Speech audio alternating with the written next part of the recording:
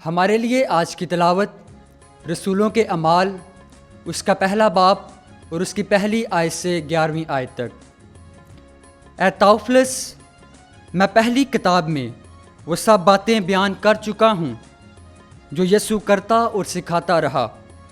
شروع سے لے کر اس دن تک جس میں وہ روح القدس سے اپنے ان رسولوں کو جنہیں اس نے چن لیا تھا حکم دے کر اوپر اٹھایا گیا۔ اس نے بہت سی دلیلوں سے انہیں ثبوت دیا تھا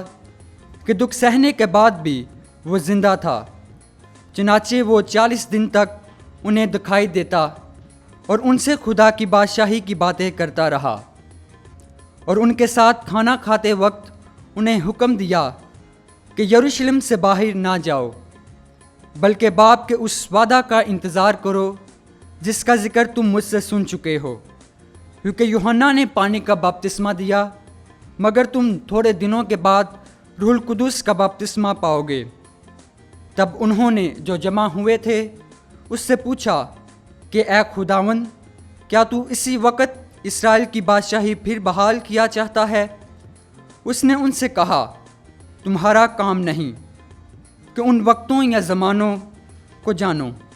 جنہیں باپ نے اپنے ہی اختیار سے مقرر کیا ہے، لیکن جب روح القدس تم پر نازل ہوگا تو تم قوت پاؤ گے، اور یروشلم اور سارے یہودیہ اور سامریہ میں بلکہ زمین کی انتہا تک میرے گواہ ہوگے۔ اور وہ یہ کہہ کر ان کے دیکھتے ہوئے اوپر اٹھایا گیا، اور بدری نے اسے ان کی نظروں سے چھپا لیا،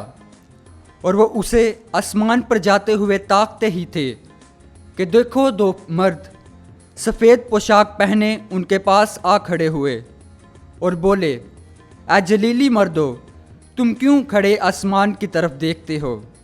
یہی یسوع جو تمہارے پاس سے آسمان پر اٹھایا گیا ہے، جس طرح تم نے اسے آسمان پر جاتے دیکھا ہے، اسی طرح پھر آئے گا۔ پاک کلام کے پڑھے اور سنے جانے پر خداوند کی برکت ہو، خداوند کا شکر ہو۔